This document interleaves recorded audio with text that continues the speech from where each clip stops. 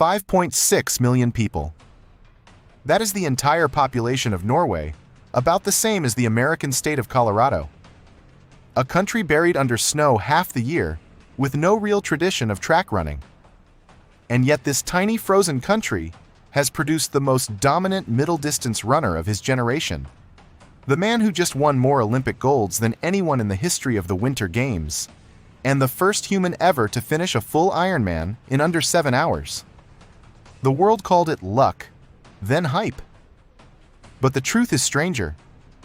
Norway is running an experiment, a factory built to manufacture human engines. And here's the part that never makes the highlight reel. That factory has a defect. 2 of the biggest engines it ever built broke down. One at the peak of his powers. The other before the world had even learned his name. And his story is the strangest of all. We are saving him for last. I am Sebastian, a physical therapist and performance analyst, and this is the Injury Breakdown, where we take elite athletes apart to see what makes them run and what makes them snap. Start with a man whose body scared his own competition. Bjørn Dæhlie. In the 1990s, the greatest cross-country skier alive, with 8 Olympic golds. But the legend is what they found in the laboratory. His engine measured out at a number physiologists still whisper about. 96. Your engine is your VO2 max, the most oxygen your body can take in and burn every minute. Think of it as the size of the pipe feeding a fire. A healthy young man sits around 54. Dæhlie hit 96, nearly double a normal human being. And here's the question to hold on to. Why a skier and not a runner? Because running trains your legs, but skiing trains everything at once. Arms and legs, all screaming for oxygen together. More muscle, bigger pipe, bigger fire. Cross-country skiing does not build an engine. It builds the biggest engine a human body can physically hold. But here is the twist, and the whole reason this channel exists. The greatest engine ever recorded was not stopped by its engine. In 2001, Dæhlie's career ended, not from his heart, not from his lungs, but from his back. An injury. Remember that. The engine is almost never the thing that fails. And we are about to watch it happen twice more. Today, Norway has a new king, Johannes Klæbo. At the 2026 Winter Games in Milan and Cortina, he did something no human had ever done. He entered 6 cross-country events and won all 6 gold medals, breaking a record that had stood since 1980. He now has 11 Olympic golds, more than any Winter Olympian in history, and second across all of sport only to the swimmer Michael Phelps. So, another genetic freak, born that way? No. And this is the most hopeful thing I will tell you all video. Klæbo did not start as a distance monster. He was a sprinter, built for short races. Just 4 years before that 6 gold sweep, at the previous games, he lined up for the long-distance race and finished 40th. A footnote. So how do you go from 40th to Olympic champion of that same race in 4 years? Here is the secret at the heart of the Norwegian system. Your top-end engine, that VO2 max ceiling, is largely set by your genes. But the endurance underneath it can be built, year after year, with enormous amounts of slow, low-intensity training. You cannot easily build a bigger cylinder, but you can build a deeper fuel tank around it. And who engineered it? Not a federation. His grandfather Kar, a retired engineer in his 80s, who put Johannes on skis at the age of 2, and has tracked his every interval and heartbeat ever since. Hold on to one word. Lactate. Because the man who turned it into a weapon is where this story stops being about talent and starts being about obsession. Meet Marius Bakken, a 2-time Olympian and once the fastest 5,000-meter runner Norway had ever produced. But his real legacy is not his legs. It is his fingertips. Bakken decided the secret to endurance was not running harder. It was running exactly right. And to find exactly right, he pricked his own finger and tested his own blood, by his own count, more than 5,000 times. What was he chasing? Lactate. And you have probably been lied to about lactate your whole life. It is not the poison that makes you sore, it is fuel. And more importantly, it is a snitch, the most honest informant your body has about how hard you are truly working. Picture a bathtub. The faucet is your body making lactate. The drain is your body clearing it. At an easy effort, the drain keeps up and the water stays flat. That is your first threshold. Push harder, and at a precise moment, the faucet overpowers the drain and the water rises. That is your second threshold, the line between sustainable and collapse. Bakken's genius was one question. What if you trained right at the edge of that bathtub, twice in a single day, without ever letting it overflow? Never blowing up, just stacking up an enormous amount of quality work while staying technically in control. That is the famous Norwegian double threshold method. And it comes with a feud. A genuine cold war over who actually invented it. Bakken, who bled for it first? Or the coach who used it to build a dynasty of champion sons, Jakob Ingebrigtsen, Jakob's own father.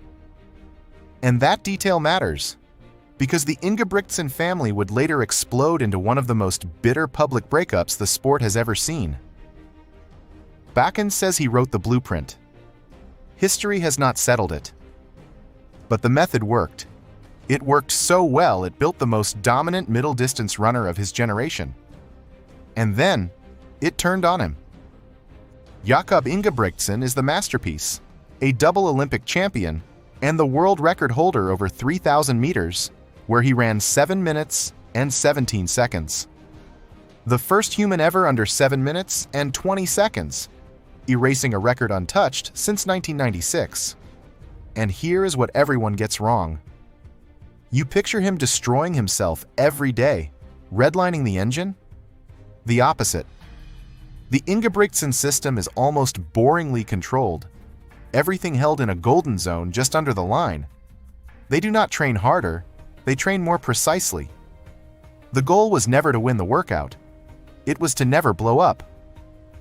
So if the system is that controlled, how do you explain what happened to his body? The masterpiece cracked. Jakob spent most of 2025 sidelined by a stubborn Achilles. He came back for the World Championships that fall a ghost of himself, crashing out early and finishing a distant 10th. And in February of 2026, he flew to California and finally went under the knife. Here is the detail that matters for this channel. When the surgeons looked inside, the tendon itself was, in his own words, basically fine. The real culprit was the sheath wrapped around it, the thin lining that lets the tendon glide. That is what broke down. As this video goes live, the best runner of his generation has not raced a single time this year. And here's the physiology every runner needs to hear. Your engine, your heart and lungs, adapts in weeks. Your tendons do not. Poor blood supply, they rebuild over months and years. Pour on that much quality volume, that fast, and you get a terrifying mismatch. A Ferrari engine, bolted into a chassis still catching up. The motor becomes stronger than the frame that carries it. That is exactly why the amateur copying this method online ends up in my clinic. They copy the engine work without the 10 years of frame built underneath it, and the Achilles pays the price. But if you think Jakob is the strangest thing this factory ever built, you have not met the other two engines. And they break everything you just learned. Because the next man did not break down. He rewrote the rulebook. Kristian Blummenfelt, the most measured human being in endurance sport. Olympic triathlon champion in Tokyo, and one of the first 2 men ever to finish a full-distance triathlon in under 7 hours. 6 hours, 44 minutes, 25 seconds. And earlier this year, he posted a screenshot that set the sports science world on fire. a lab reading of his engine. 101.1. Higher than Dæhlie. Higher than any VO2 max ever confirmed in a peer-reviewed study. Now, detective, not hype man. Scientists pushed back hard, and they had reasons. No clear plateau, and other data on that same screenshot hinting the machine simply read too high. No study has ever confirmed a human being over 100. So treat it as a headline, not a fact. But here is the wild part. And let me be honest, this one lives in podcasts, not papers. The story goes that his team did something that sounds like heresy. They deliberately made his engine smaller. Why? Because for a race that lasts 10 hours, a giant VO2 max is not what wins. Efficiency is. How well you burn fat instead of your limited sugar. A screaming engine that guzzles fuel loses to a smaller one that sips it. The biggest engine does not win the longest race. And that sets up the darkest story of them all. The man who had the biggest engine ever measured and got almost nothing for it. You have never heard his name. And that is the entire point. Oskar Svensson was a Norwegian cyclist who, as an 18-year-old, recorded a VO2 max of 97.5, the highest reading ever measured in a human being. On paper, a bigger engine than anyone who had ever lived. That same week, he won the Junior World Time Trial Championship. Sit with that, the most gifted aerobic engine ever documented on Earth. He should have been the legend we opened this video with, not the one we bury at the end. He retired at 20. Injuries, lost motivation, a body and a mind that simply could not turn that once-in-history number into a career. He said it himself, that he was beaten by riders with a lower oxygen uptake than his own, and that the figures were never what mattered. And this is the verdict this channel is built on. Your VO2 max predicts your potential. It does not guarantee your destiny. It tells you the size of the engine, and nothing about whether the tires will hold, whether the frame will crack, or whether the driver even wants to be in the car anymore. So look at these three Norwegians, side by side. Dæhlie, stopped by his back. Ingebrigtsen, cracked at the Achilles. Svensson, gone by the age of 20. Three monsters, three different endings, one brutal lesson. The magic number in the laboratory is very often more marketing than fate. So why does Norway build so many aerobic monsters? Not one gene, not the cold. Norway figured out what the rest of the world is still chasing, that endurance can be measured, controlled, and manufactured. A culture where children are born, as they say, with skis on their feet. A tiny nation that walked out of the 2018 Winter Games with 39 medals. And a method written in blood, one finger prick at a time. And that machine is still running. At the 2025 Ironman World Championship, Norwegian men swept the entire podium, led home by a debutante, Kasper Storms. From the ski trails of a frozen country to the finish line of the hardest single-day race on Earth. Same factory, same blueprint. But every one of these bodies carries the same warning label, the one written on Dæhlie's back, on Jakob's Achilles, and across Oskar Svensson's abandoned career. When you tune a machine all the way to the edge, it takes only one tendon, one vertebra, one quiet morning where the motivation is simply gone, to stop it cold. So are we watching the true ceiling of human performance? Or just the ceiling of the machines we use to measure it? I am Sebastian, and that was the injury breakdown. Now, we spent this whole video obsessed with the engine, but one organ actually powers it and pushes back the hardest. The heart.